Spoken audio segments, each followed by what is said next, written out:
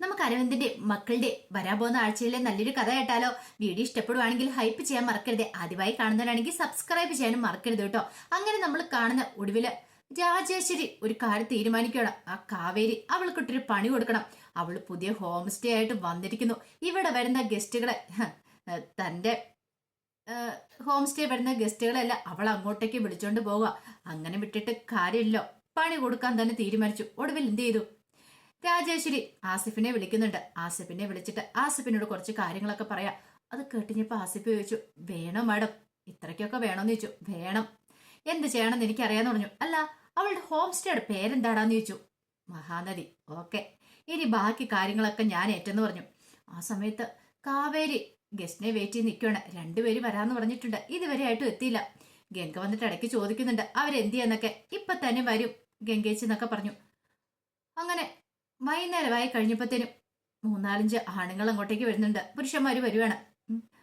അവരെ കണ്ടു കഴിഞ്ഞപ്പോഴത്തേനും നീളെ ഓടി വന്നിട്ട് പറഞ്ഞു, അത് ചേച്ചി, ആരുണ്ടൊക്കെ മൂന്നാല് പേര് വന്നിട്ടുണ്ട് എന്ന് പറഞ്ഞു. മൂന്നാല് പേര്? അതാരാ? മൂന്നാല് ചേട്ടന്മാര് വന്നിട്ടുണ്ടെന്ന് പറഞ്ഞു. അപ്പോഴേക്കും കാവേരി അങ്ങോട്ട് ഇറങ്ങി ചെന്നു. കൂടെ ഗംഗയും യമുനയൊക്കെ ചെന്നു. നോയി കഴിഞ്ഞപ്പോഴത്തേനും വലിയ ഭാഗമൊക്കെ തൂക്കി മൂന്നാലഞ്ച് പേര് വന്നിരിക്കുന്നു. അവരെ കണ്ടു കഴിഞ്ഞപ്പോഴത്തേനും കാവേരി എന്താ കാര്യം എന്താന്നൊക്കെ ചോദിച്ചാൽ പറഞ്ഞു, അല്ല ഇത് ഹോം സ്റ്റേ അല്ലേ, അപ്പൊ ഞങ്ങൾക്ക് ഇവിടെ റൂം വേണം, അപ്പൊ അതിനുവേണ്ടി വന്നാന്ന് പറഞ്ഞു. ഓ ആണോ? കാവേരിക്ക് സന്തോഷമായി. പക്ഷെ ശാരദയുടെ മുഖം കൂടെ മാറി. മൂന്നാലഞ്ച് പെണ്ണുങ്ങൾ മാത്രം താമസിക്കുന്ന സ്ഥലം ഇവിടെ ഹോം സ്റ്റേ എന്ന് പറഞ്ഞ് ഈ ആണുങ്ങളൊക്കെ വന്ന് കയറിയിട്ടുണ്ടെങ്കിൽ നാളെ എന്തായി തീരും? കുടുംബത്തിന് മാനം പോവും. അല്ലെങ്കിലും ഇവിടെ എങ്ങനെ ആണുങ്ങൾ കയറി നിരങ്ങിയിട്ടുണ്ടെങ്കിൽ ആൾക്കാരൊക്കെ എന്തു പറയും? എന്തെങ്കിലും ആപത്ത് സംഭവിക്കുമെന്നൊക്കെ ശാരദയ്ക്ക് പേടി. ശാരദ പെട്ടെന്ന് കാവേരിയെ വിളിച്ചിട്ട് പറഞ്ഞു, വേണ്ട, ഇവർക്ക് റൂമൊന്നും കൊടുക്കണ്ട, ഇവിടെ റൂമില്ലെന്ന് പറഞ്ഞു വിടാൻ പറഞ്ഞു. ആ സമയം ഗംഗ വന്നിട്ട് പറഞ്ഞു, എന്താ അമ്മ ഇത്? എന്തെങ്കിലും വരുമാനം വേണ്ടേ? അതിന് ഇവര് ഇവിടെ തങ്ങിയിട്ട് അവര് പിറ്റേ ദിവസം പോയിക്കോളും. നമുക്കൊരു പ്രശ്നം ഉണ്ടാകാൻ പോകുന്നില്ല. എല്ലാത്തടത്തും പെണ്ണുങ്ങൾ മാത്രമൊന്നും അല്ല വരുന്നേ, ആണുങ്ങളും വരാറുണ്ട്. അതിനിപ്പം നമുക്ക് റൂം കൊടുക്കാൻ പറ്റില്ലെന്നൊന്നും പറയാൻ പറ്റില്ല എന്ന് പറഞ്ഞു. ആ സമയം കാവേരി പറഞ്ഞു, ഇതേ അമ്മയും കൂട്ടിക്കൊണ്ട് ഗംഗേച്ചി അങ്ങോട്ട് പോകാൻ പറഞ്ഞു. അങ്ങനെ ഗംഗ ശാരദയോട് പറഞ്ഞു, ബാ അമ്മയെന്ന് പറഞ്ഞു. എടി എന്നെ വിടാനാ പറഞ്ഞു, അമ്മ ഇങ്ങോട്ടേക്ക് വന്നേന്ന് പറഞ്ഞ് വിളിച്ചോണ്ട് പോയി. ആ സമയത്ത് കാവേരി പറഞ്ഞു, റൂമൊക്കെ ഉണ്ട്, നിങ്ങളുടെ ആധാർ കാർഡും കാര്യങ്ങളൊക്കെ വേണം, അതിന്റെ കോപ്പി എടുത്തിട്ട് തരാന്ന് പറഞ്ഞു. ആയിക്കോട്ടെ, അതൊക്കെ തരാം. റൂം ഉണ്ടല്ലോ അല്ലേ? ആ റൂമുണ്ട്, പിന്നെ റെന്റിന്റെ കാര്യങ്ങളൊക്കെ നേരത്തെ തന്നെ പറഞ്ഞേക്കാം, അഡ്വാൻസ് ആയിട്ട് പറഞ്ഞേക്കാം എന്ന് പറഞ്ഞു. അപ്പോൾ ഒരു ദിവസത്തേന് 3000 രൂപ എന്നൊക്കെ പറയണം. അത് കേട്ടിപ്പോ അവര് പറഞ്ഞു, ശരി സംഭവിച്ചു, അവർക്ക് പണം ഒരു പ്രശ്നമല്ല എന്ന് പറയണം. ഈ സമയത്ത് അവന്മാര് രൂക്ഷമായിട്ട് കാവേരിനെയൊക്കെ അടിമുടി നോക്കുന്നുണ്ടായിരുന്നു. അപ്പൊ തന്നെ അതിലൊന്ന് രണ്ട് അവന്മാർക്ക് നന്നായിട്ട് മദ്യപിച്ച് വന്നിട്ടുണ്ടായിരുന്നു. അതില് ഒന്ന് രണ്ട് പേര് മാത്രം കുടിക്കാത്തുണ്ടായിരുന്നുള്ളൂ, ബാക്കി അവന്മാരൊക്കെ കുടിച്ചിട്ടുണ്ടായിരുന്നു. കാവേരി പക്ഷെ അത് മൈൻഡാക്കാനൊന്നും വന്നില്ല. അവർ എൻജോയ് ചെയ്യാൻ വരുന്നവരല്ലേ, അപ്പൊ സാധാരണ ഇങ്ങനെയൊക്കെ തന്നെ ആയിരിക്കും, കൂടുതലൊന്നും പറയാൻ പോയില്ല. പക്ഷെ ശാരദയ്ക്ക് ഭയങ്കര വിഷമായിരുന്നു. ശാരദ പറഞ്ഞു, യുവമാരെ പോലെ ഉള്ള ഫ്രോഡുകളൊന്നും ഇങ്ങോട്ടേക്ക് വിളിച്ച് വരുത്തേണ്ട കാര്യമൊന്നുമില്ല. എന്തിന്റെ സൂക്കടാ നിങ്ങക്ക്? എന്തേലും പ്രശ്നം ഉണ്ടായിട്ടുണ്ടെങ്കിലോ? ഇപ്പൊ അരവിന്ദേട്ടൻ വേണമായിരുന്നൊക്കെ പറഞ്ഞ് ഇങ്ങനെ കരയുവാണ്. യമുന വന്നിട്ട് പറഞ്ഞു, എന്താ അമ്മ ഇങ്ങനെയൊക്കെ? കാവേരി പറഞ്ഞു, അവർക്ക് ഫുഡ് വേണം, ഫുഡ് ഉണ്ടാക്കി കൊടുക്കണമെന്ന് പറഞ്ഞു. ഫുഡ് ഞാൻ പറയണില്ല. ഗംഗ പറഞ്ഞു, വെറുതെ അല്ലോ അമ്മേ, നമ്മൾ പൈസ മേടിക്കുന്നുണ്ടല്ലോ, അതുകൊണ്ട് ഇത്തിരി ഫുഡ് ഉണ്ടാക്കി കൊടുത്താലെന്താ, ഞങ്ങളും കൂടെ ഹെൽപ്പ് ചെയ്യാന്ന് പറഞ്ഞു. അങ്ങനെ ഒടുവില് ശാരദ ഫുഡൊക്കെ ഉണ്ടാക്കുന്നുണ്ട്. എല്ലാം കഴിഞ്ഞ് രാത്രി കഴിഞ്ഞ് കഴിഞ്ഞപ്പോഴത്തേനും അവന്മാര് മദ്യപിക്കാൻ തുടങ്ങി. വെള്ളം വേണമെന്നൊക്കെ പറഞ്ഞു വന്നു. അപ്പോഴേക്കും കാവേരി ആദ്യം വെള്ളമൊക്കെ എടുത്തു കൊടുത്തു. അവന്മാരങ്ങോട്ട് പോയി. അപ്പൊ തന്നെ നന്നായിട്ട് ആടുന്നുണ്ടായിരുന്നു അവന്മാർ കിടന്ന്. അപ്പം രാജേശ്വരി പറഞ്ഞു വിട്ടതാണ് അവന്മാരെ പണി കൊടുക്കാൻ വേണ്ടിയിട്ട്. അപ്പൊ വെറുതെ വന്ന വരവല്ല അവന്മാർ ഇങ്ങോട്ടേക്ക്. കുറെ സമയം രാത്രി ആയി കഴിഞ്ഞപ്പോ വീണ്ടും അവന്മാര് വന്നിട്ട് കഥയെ മുട്ടുമ്പത്തേനും ഗംഗ ചോദിച്ചു, എന്താന്ന് ചോദിച്ചു. എനിക്ക് കുറച്ച് വെള്ളം വേണം, അങ്ങോട്ട് കൊണ്ടുവരാൻ പറഞ്ഞു. അങ്ങനെ ഗംഗ എന്ത് ചെയ്തു, വെള്ളമായിട്ട് അങ്ങോട്ട് ചെല്ലുവേണം. ചെന്ന് കഴിഞ്ഞപ്പോഴത്തേനും അവന്മാർ നല്ല ഫിറ്റ് ആയിട്ടുണ്ടായിരുന്നു. ഗംഗയുടെ കയ്യിൽ നിന്ന് വെള്ളം മേടിക്കാൻ ചെല്ലുമ്പോ ഒരുത്തന കയ്യിലേക്ക് അങ്ങോട്ട് കയറി പിടിച്ചു. പെട്ടെന്ന് ഗംഗയുടെ കയ്യിൽ നിന്ന് ആ കൂജയും വെള്ളം എല്ലാം കൂടെ താഴേക്ക് പോയി. ഒരു നിമിഷം ഗംഗ ഞെട്ടിപ്പോയി, എന്ത് ചെയ്യണമെന്ന് അറിയില്ലായിരുന്നു. അവന്മാര് അതിലൊരുത്തൻ പിടിച്ചിട്ട് എന്ത് ചെയ്തു, ഗംഗേനെ പിടിച്ച് ആ ബെഡിലേക്ക് ഒറ്റ തള്ളുവാണ്. ഗംഗ ബെഡിലേക്ക് പോയി വീണു. അപ്പോഴേക്കും അടുത്തവൻ പറഞ്ഞു, മിണ്ടിപ്പോയ ശബ്ദം ഉണ്ടാക്കിയിട്ടുണ്ടെങ്കിൽ നിന്നെ ശരിയാക്കുമെന്ന് പറഞ്ഞു. ഗംഗ പേടിച്ചു വിറച്ച് വല്ലാത്തൊരവസ്ഥ നിൽക്കുകയാണ്. ഈ സമയം മറ്റവന്മാര് പറഞ്ഞു, കൊള്ളാല്ലേടാ, ഇനി വേറെ ഉണ്ട്, 3 പേരും കൂടെ ഉണ്ടെന്ന് പറഞ്ഞു. എന്താണെങ്കിലും നമ്മൾ വന്ന സമയം നല്ല കീർത്തിയാന്നൊക്കെ പറഞ്ഞു. അവന്മാര് ഗംഗയെ ഉപദ്രവിക്കാൻ തുടങ്ങുമ്പോഴത്തേനുമാണ് കാവേരി യമുനയ്ക്ക് അങ്ങോട്ടേക്ക് വരുന്നേ. അവര് വന്നിപ്പോ ഈ കാഴ്ച കാണുന്നേ. പിന്നെ ഒട്ടും അടിച്ചില്ല. കാവേരി അവന്മാരെ എടുത്തിട്ട് അടിക്കുന്നുണ്ട്. പക്ഷേ എങ്കിൽ അവന്മാരും വിട്ടില്ല. ഈ സമയത്ത് നിളയ്ക്ക് ഒരു ബുദ്ധി തോന്നി. നിള പെട്ടെന്ന് വിനീതിനെ വിളിക്കുകയാണ്. വിനീതേട്ടാ, ഇവിടം വരെ പെട്ടെന്ന് ഇവിടെ ഭയങ്കര പ്രശ്നമാണെന്നൊക്കെ പറഞ്ഞു. അങ്ങനെ വിനീത് നിവിനെയും കൂട്ടിക്കൊണ്ട് വരുവാണ്. വരുന്ന സമയത്ത് ആകപ്പാടെ പേടിച്ചു വരച്ച് മുറി കയറി കഥ അടച്ചിരിക്കുകയാണ് ബാക്കി എല്ലാവരും കൂടെ. കാരണം അവന്മാര് ഇനി പോകത്തില്ലെന്ന് മനസ്സിലായി. രണ്ടും കൽപ്പിച്ചാണ് നിൽക്കുന്നത്. അവന്മാരുടെ പിന്നിൽ നിന്ന് രക്ഷപ്പെടാനായിട്ട് ശാരദയൊക്കെ നന്നായിട്ട് പണിപ്പെടുന്നുണ്ടായിരുന്നു. പെമ്മക്കളെയും കൊണ്ടൊരു മുറിക്കകത്ത് കയറി കഥ അടച്ചിരിക്കുകയാണ്. ഈ സമയത്ത് ശാരദ പറഞ്ഞു, ഞാൻ അപ്പോഴേ പറഞ്ഞല്ലേ നിന്നോടൊക്കെ വേണ്ടാന്ന്. നീയൊക്കെ അനുസരിച്ചോ? കണ്ടവന്മാരെയൊക്കെ വീട്ടിൽ വിളിച്ച് കയറ്റിയിട്ട് ഇപ്പൊ കണ്ടില്ല ഓരോ പണി വരുന്ന വഴിയുണ്ടോ? ഒരു കാര്യം ജയബാല എന്നെ വിളിക്കാൻ പറഞ്ഞു. യമുന പറഞ്ഞു ഞാൻ വിളിച്ചു, പക്ഷെ കോൾ എടുത്തിട്ടില്ല എന്ന് പറഞ്ഞു.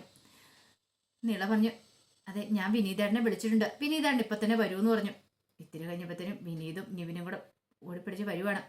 വന്നു കഴിഞ്ഞിട്ട് കഥയെ മുട്ടിക്കഴിഞ്ഞപ്പോഴത്തേനും കാവേരി പെട്ടെന്ന് പോയി കഥ തുറന്നു.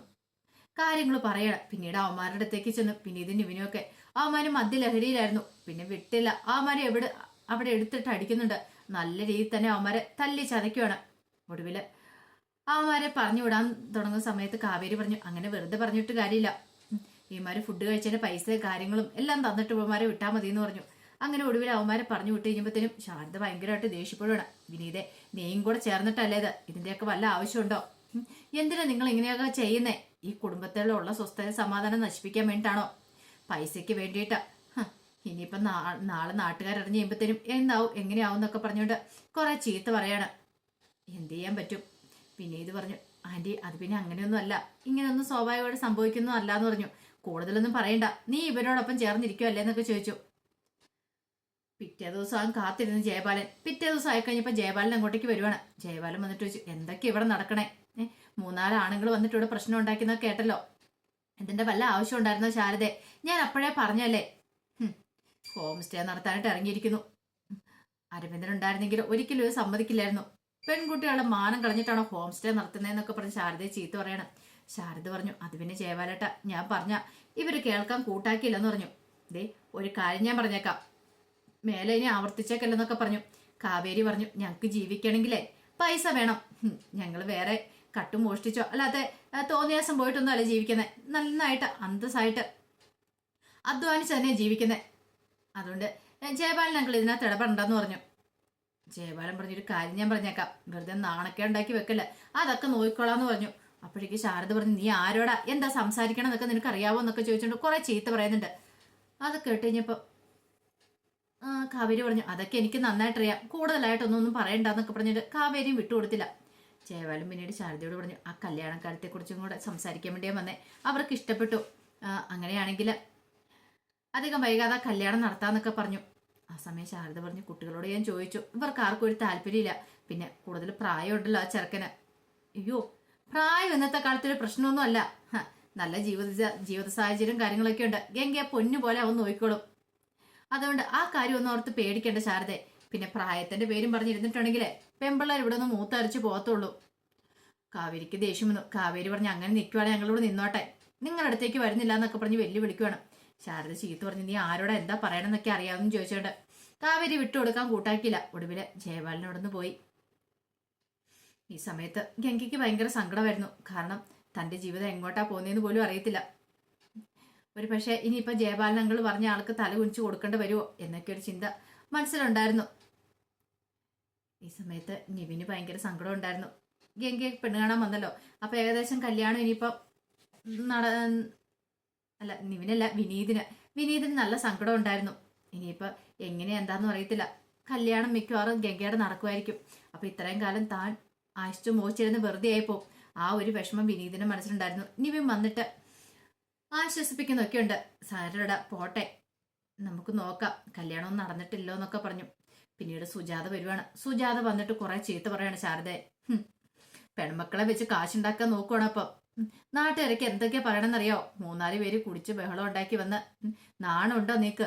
അല്ലെങ്കിലോ അരവിന്ദേണ്ണ ഇതൊക്കെ കാണാതെ നേരത്തെ മുകളിലേക്ക് പോയി നന്നായി, അല്ലായിരുന്നെങ്കിലോ എന്നൊക്കെ പറഞ്ഞു കുറ്റപ്പെടുത്തുമ്പോൾ ശാരദ പറഞ്ഞു, ഞങ്ങൾ അങ്ങനെയൊന്നും ജീവിക്കുന്നവരൊന്നും അല്ലെന്ന് പറഞ്ഞു. പിന്നെ അല്ല പോലും, എന്നിട്ടാണോ ഇപ്പൊ ഇങ്ങനെ നാണമുണ്ട് ഇങ്ങനെയൊക്കെ ചെയ്യുവോ? പെൺമക്കളെ ഞാൻ ഒന്നും പറയണില്ല എന്നൊക്കെ പറഞ്ഞിട്ട് കുറെ ചീത്ത പറയണ. പിന്നെ ഒരു കാര്യം കൂടെ പറയാനുണ്ട്. ഗംഗയുടെ കല്യാണം ഏകദേശം പറഞ്ഞു വെച്ചിരിക്കുമല്ലേ, അതിനു മുമ്പ് എൻ്റെ വിനീതിന്റെ കല്യാണം ഞാൻ നടത്തിയിരിക്കും. വെല്ലുവിളി നടത്തുവാണ്. വിനീതിന്റെ കല്യാണം അധികം വൈകാതെ നടത്തും. അത് ഗംഗയുടെ കല്യാണത്തിന് മുമ്പ് തന്നെ വേണം, എനിക്കൊരു വാശിയുണ്ട് എന്നൊക്കെ പറഞ്ഞ് സുജാത വെല്ലുവിളിച്ചിട്ട് പോവാണ്. എന്ത് ചെയ്യണമെന്ന് അറിയണ്ടായിരുന്നില്ല ശാരദയ്ക്ക്. പിന്നീടാണ് വിനീത് കാര്യങ്ങളൊക്കെ അറിയണേ. വിനീത് വന്നിട്ട് ക്ഷമ ചോദിക്കുന്നുണ്ട്. അത് അമ്മ അറിവില്ലായ്മ കൊണ്ട് പറഞ്ഞതാ. അമ്മ അതൊന്നും കാര്യമായിട്ട് എടുക്കണ്ടെന്ന് പറഞ്ഞു. അതൊന്നും ഇല്ലട മോനെ, എനിക്കറിയാലോ, ഞാനൊന്നും കാര്യമായിട്ട് എടുത്തിട്ടില്ല എന്ന് പറഞ്ഞു. അതിനുശേഷം ഗംഗ കടയിൽ പോകുന്ന സമയത്ത് ഗംഗയോട് വിനീത് കല്യാണക്കാര്യത്തെക്കുറിച്ചൊക്കെ ചോദിക്കുന്നുണ്ട്. അപ്പോഴേക്കും ഗംഗ പറഞ്ഞു, എൻ്റെ ഇഷ്ടാനിഷ്ടങ്ങളൊന്നും ആരും നോക്കുന്നില്ല. ഇനിയിപ്പം ഞാനിക്ക് എന്ത് ചെയ്യാൻ പറ്റുമെന്ന് പോലും അറിയത്തില്ല. എല്ലാവരും പറയുന്ന ഞാനങ്ങളോട് അനുസരിക്കും, അല്ലാതെ എനിക്ക് സ്വന്തമായിട്ടൊരു തീരുമാനങ്ങളൊന്നുമില്ല വിനീതേട്ടാന്ന് പറഞ്ഞുകൊണ്ട് ഗംഗ വിഷമിക്കുവാണ്. അത് കണ്ടപ്പോൾ വിനീതിന് സങ്കടമായി. എന്ത് ചെയ്യാൻ പറ്റും എന്നൊരു ചിന്തയൊക്കെ ആയിരുന്നു മനസ്സിൽ. പക്ഷെ കാവേരി ഉണ്ടല്ലോ, ഒരു കാര്യം തീരുമാനിച്ചു. ഹോം സ്റ്റേ അങ്ങനെ വിട്ടുകൊടുക്കാൻ തയ്യാറായിരുന്നില്ല. വെല്ലുവിളി നടത്തിയതാണ് രാജേശ്വരിയായിട്ട്. കാവേരി ടൂറിസ്റ്റ് വണ്ടിക്കാരെ അവരോട് പോകുന്ന അവരുടെയൊക്കെ അടുത്തേക്ക് ചെല്ലുന്നുണ്ട്. ഇങ്ങനെ മഹാനദി ഹോം സ്റ്റേ ഉണ്ട്, അവിടേക്ക് ആൾക്കാരെ കൊണ്ടുവരുവാണെങ്കിൽ നിങ്ങൾക്കും അതിൻ്റെ കമ്മീഷനും കാര്യങ്ങളൊക്കെ തരാമെന്നും പറഞ്ഞുകൊണ്ട് ആൾക്കാരെ പിടിക്കാനായിട്ട് ഇറങ്ങുവാണ്. ഒരു നല്ലൊരു പരസ്യത്തിന് വേണ്ടി നോട്ടീസൊക്കെ അടിച്ചിറക്കുന്നുണ്ട്. അതെല്ലാം കണ്ടു കഴിഞ്ഞ് ജയപാലിനെ സഹിച്ചില്ല. ജയപാലൻ കാവേരി ചീത്ത പറയുന്നുണ്ട്. നിനക്ക് എന്തിന്റെ കേടാടി, മര്യാദയ്ക്ക് അടങ്ങി ഒതുങ്ങി ഇരിക്കാൻ നോക്കാനൊക്കെ പറഞ്ഞൊരു ചീത്ത പറയണം. പക്ഷെ കാവേരി വിട്ടില്ല. കാവേരി പറഞ്ഞു, അതെ, എൻ്റെ കാര്യവും എൻ്റെ കുടുംബക്കാരെയൊക്കെ ഞങ്ങൾ നോക്കിക്കോളാം, നിങ്ങൾ അതിനകത്ത് തലയിടാൻ വരണ്ട. അമ്മയെ ഓരോന്നൊക്കെ പറഞ്ഞ് മയക്കെടുത്തേക്കുന്ന പോലെ എന്നെ മയക്കെടുക്കാൻ വന്നിട്ടുണ്ടല്ലോ, അത് നടക്കുന്ന കാര്യമില്ല അങ്കിളെ.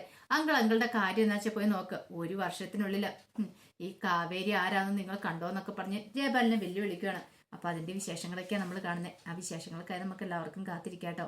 ഒരിക്കൽ കൂടി എല്ലാവർക്കും ശുഭദിനം നേർന്നുകൊണ്ട് നിർത്തുന്നു.